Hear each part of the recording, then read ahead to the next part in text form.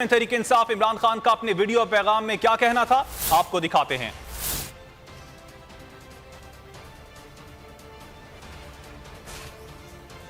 बिस्मिल्लाहिर्रहमानिर्रहीम। इय्याका नअबुदु व इय्याका नस्तईन। मेरे पाकिस्तानियों, 26 नवंबर हफ्ते को पिंडी में 1 बजे मैं चाहता हूं कि आप सब शिरकत करें मेरी हकीकी आज़ादी की मार्च पे।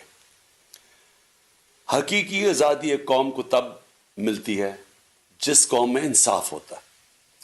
इंसाफ होता है तो हकूक होते हैं, हकूक होते हैं तो एक कौम आज़ाद होती है और आज़ाद कौम ही खुशहाल होती है।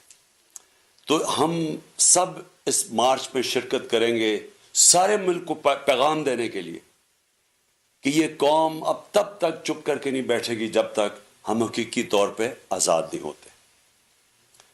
मैं इस हालत के अंदर आपके लिए आ रहा हूं,